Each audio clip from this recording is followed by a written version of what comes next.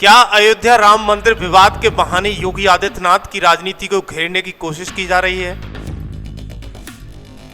क्या मंदिर ट्रस्ट पर उठे सवालों का ठीकरा योगी सरकार पर फोड़ा जा रहा है? क्या उत्तर प्रदेश में सत्ता एक नहीं बल्कि कई शक्ति केंद्र काम कर रहे हैं?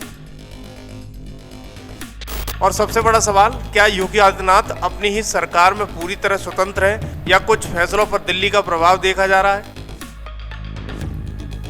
आज हम किसी के पक्ष या विपक्ष में फैसला सुनाने नहीं आए हैं। आज हम आपके सामने रखेंगे वो सवाल जिनकी गूंज अयोध्या से लेकर लखनऊ और दिल्ली तक सुनाई दे रही है। जांच, राजनीति, सत्ता, ट्रस्ट और करोड़ों की आस्था, इन सभी कड़ियों को जोड़कर समझेंगे कि आखिर इस पूरे विवाद की सच्चाई क्या है। तो आइए शुरू करते हैं इस पूरे घटनाक्रम की सबसे बड़ी पड़ताल। कहते हैं कि राम नाम की लूट है, लूट सके तो लूट, अंतकाल पछताए वो जब प्राण जाएंगे छूट। रामायण की ये चौपाई सदियों से लोगों को भगवान के नाम का महत्व समझाती आई है, लेकिन आज सवाल यही है, क्या अयोध्या में कुछ लोगों ने इस चौपाई का मतलब ही बदल दिया है? क्या राम के नाम पर आने वाले चढ़ावे को ही लूटने का खेल खेला गया है? क्या करोड़ों हिंदुओं की आस्था के साथ सबसे बड़ा विश्वासघात हुआ है? अयोध्या, जहां पहुंचना हर सनातनी का सपना होता है, वो स्थान जिसके लिए सैकड़ों कार सेवकों ने अपने प्राणों की आहुति दे दी, जहां पहुंचने के लिए करोड़ों लोगों ने दशकों तक इंतजार किया, जहां श्री राम लला के भव्य मंदिर का सपना पूरा होने पर पूरे देश ने दीप जलाए। लेकिन अब वही अयोध्या एक ऐसे विवाद के केंद्र में है जिसने हर राम भक्त को झकझोर कर रख दिया है।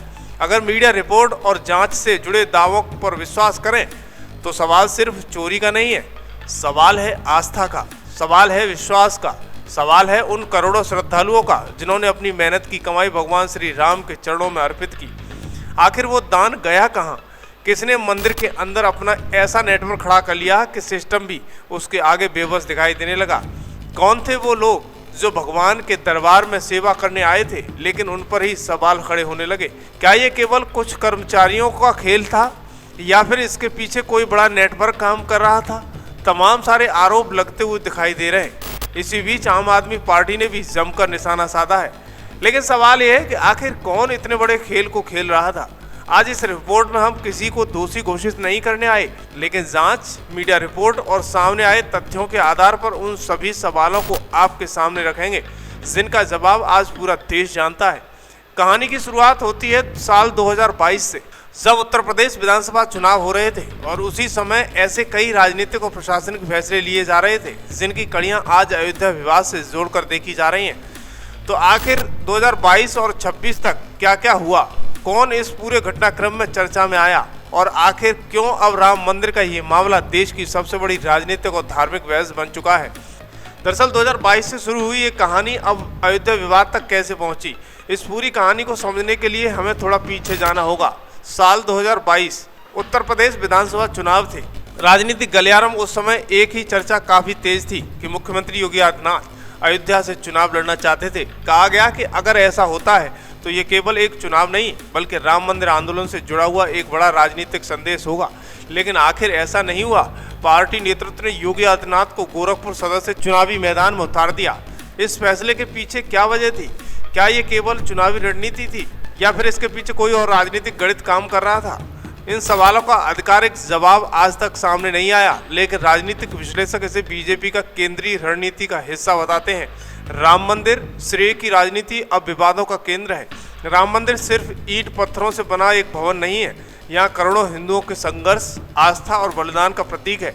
सैकड़ों कार सेवकों की शहादतें हुई, दशकों तक चली कानूनी लड़ाई और करोड़ों श्रद्धालुओं की प्रार्थनाओं के बाद ये मंदिर अस्तित्व में आया। ऐसे ही स्वाभाविक था कि ऐतिहासिक उपलब्धि का राजनीतिक प्रभाव भी पूरे देश में दिखाई देता है। मंदिर निर्माण के दौरान कई संस्थाएं, इंजीनियर, संत, प्रशासनिक अधिकारी और ट्रस्ट के पदाधिकारी लगातार चर्चा में रहे।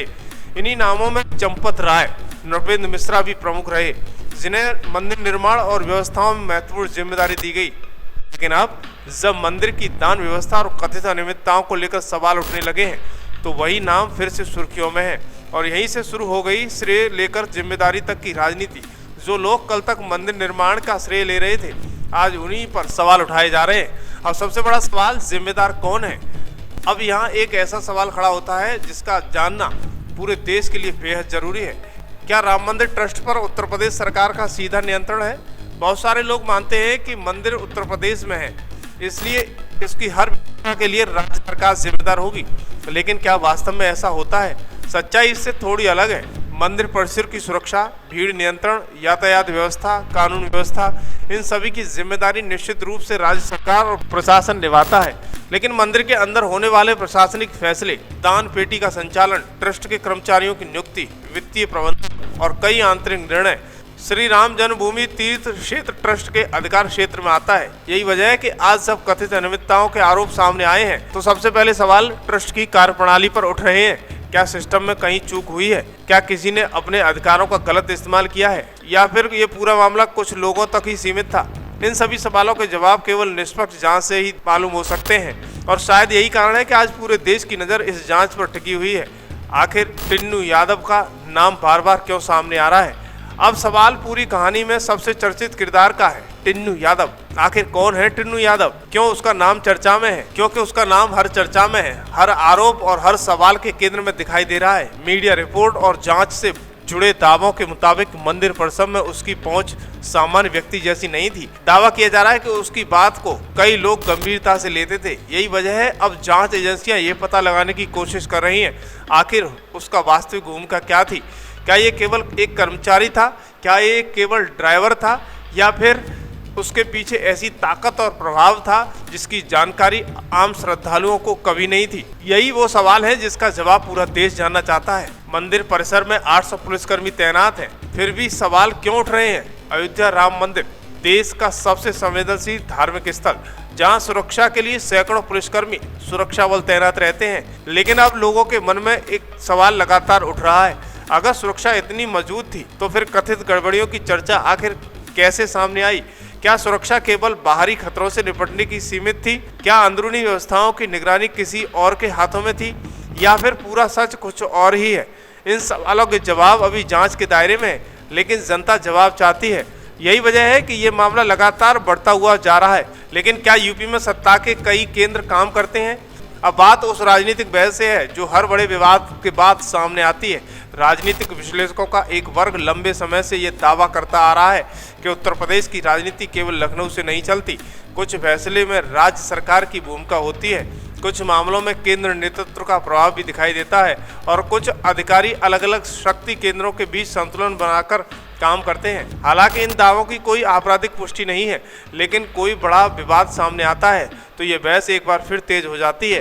क्या योगी आदित्यनाथ को राजनीतिक निशाना बनाया जा रहा है? यहीं से शुरू होती है सबसे बड़ी राजनीतिक बहस। एक पक्ष कहता है कि अगर किसी व्यवस्था में गड़बड़ी हुई है तो जवाबदेही सरकार की बनती है। दूसरा पक्ष कहता है कि बिना पूरी जांच मुख्यमंत्री योगी आदित्यनाथ को कटघरे में खड़ा करना राजनीति से प्रेरित हो सकता है। सवाल ये भी उठ रहा है कि कुछ लोग इस पूरे विवाद को योगी सरकार के खिलाफ नैरेटिव बनाने को इस्तेमाल कर रहे हैं, या फिर वास्तव में प्रशासनिक चूक हुई है। इन दोनों में सच क्या है, इसका फैसला केवल तथ्य और जांच ही कर सकती है। क्या ईडी और दूसरी एजेंसियां एंट्री होगी?